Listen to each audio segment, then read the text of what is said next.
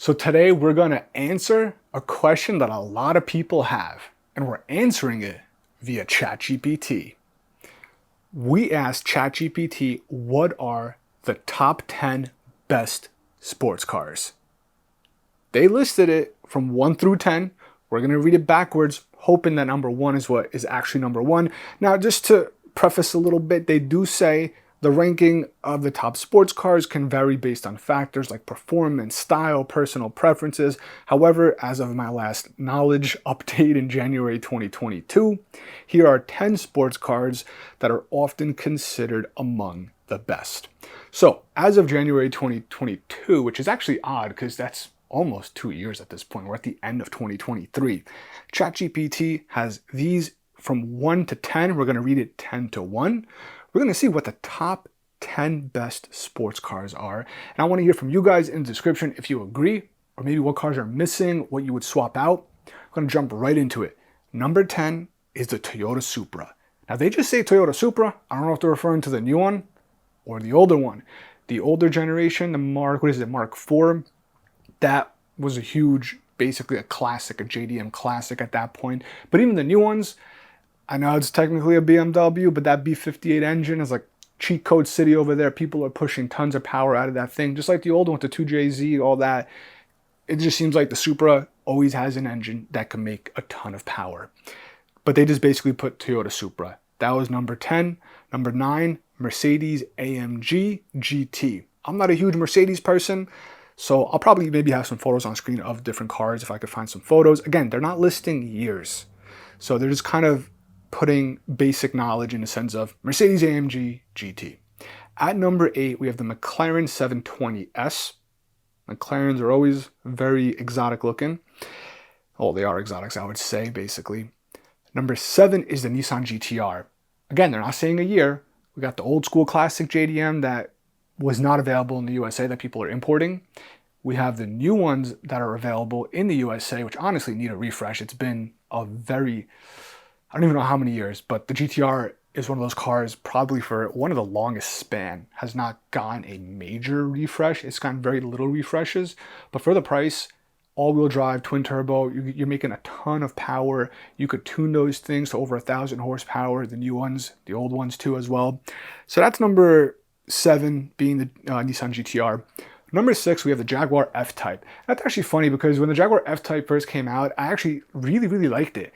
They were available in a manual transmission. They had different trim levels as far as engine displacement. I think it was supercharged, the higher trim power one. But then as time went on, I feel like they kind of got dated sooner or quicker than I would think. Again, personal preference. They're still nice cars. That was number 6. Number 5, Ford Mustang Shelby GT350. I'm not a Mustang person, but I believe the GT350 is the one that revs up to like $9,000 almost, and that's something. I have a Honda S2000, and it is so much fun to rev out an engine that high, but now when you mix it with actual power, because let's be blunt, the S2000 doesn't have a lot of power, you go get a Mustang, American Muscle, and you have an engine revving to 9,000. Again, I hope I'm right that that's the GT350. That's a hell of a car. And number 4, we have an Audi R8. That basically shares the engine with the Lamborghini. It comes in that gated manual transmission from recollection. So that's number 4. Number 3, we have a BMW M4. I'm sure we can cross that over to the M3. The fact that they said M4, I know they're referring to the new BMWs because I had an M3, 2008. And BMW used to have M3s and they were coupes and sedans, but they were just a 3 Series, M3 or a 3 Series. But now they designated 3 being sedan and 4 being coupe. So M4, M3, I'm sure it could be cross in here. But they're saying M4, they're referring to the new ones. I love those cars. I have a soft spot for BMWs. I think they're great drivers' cars. The interiors are always a little bit more on the bland side. I think the newer ones they did a little bit better with. But I had a supercharged E92 M3. I'll put some photos on screen. That thing was awesome. That's the one that was a V8 naturally aspirated from the factory. Not a ton of torque. It was a high revving V8. It wasn't like those American Muscle with like a lot of low end torque. It revved to almost 9,000 RPM, made the power consistently to redline, and then I supercharged it, which at that point I think was putting down about probably a little over 500 to the wheels.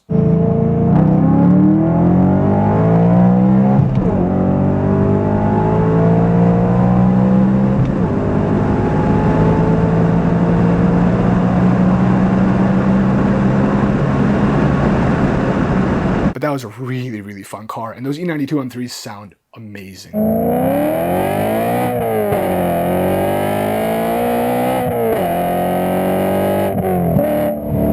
So number 3 in M4, that's probably going to be one of my favorites on this list. Number 2, Corvette, Chevrolet Corvette. So I actually owned a Corvette, a Z50, what is it, a C7, Z51 Stingray, if I recall correctly. I bought it, and it just didn't click with me. To be honest, I had the supercharged M3 at the time, and that's probably why, because I just kind of drifted towards that supercharged M3. It just drove amazing. And I had the Corvette at the same time. It just didn't do it for me. If I didn't have the M3, I'm sure the Corvette would have been awesome. But that was a car I regretted buying.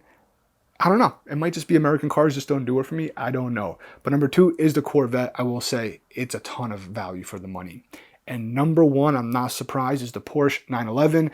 They just put 911. There are obviously a ton of variants of that car, but people know that Porsches are amazing cars.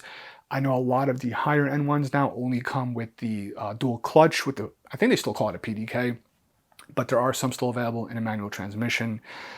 But that's number 1, Porsche 911. I will put the list up from 10 to 1 according to ChatGPT. If I had to just quickly glance over this, honestly, I would probably pick a BMW M4 just because I genuinely love those cars, or for that, the Audi R8, because having that V10, I think it's a V10 Lambo engine in a 6-speed gated manual. All this is going off recollection because I've never seen this list until now, so I didn't actually look into these cars in advance. Those things just sound awesome. I'm sure they drive amazing. The M4, the R8, those are kind of what I'm drifting towards. I like a manual transmission, so stuff like the GTR, it's really kind of out of the question. They're great cars, but I just really like a manual transmission. Let me know what you guys think of this list, what ChatGPT, if you agree with them, if you don't, if you would just switch them around, or if there's a car that's completely missing, and if there's a car in here that you would knock right off of the top 10 list. I might be doing more videos like this. If you're interested, consider subscribing for more. Check out Driven District for some merch, car parts, all that good stuff. Talk to you guys in the comments. I'll catch you guys in the next video. Thanks a lot.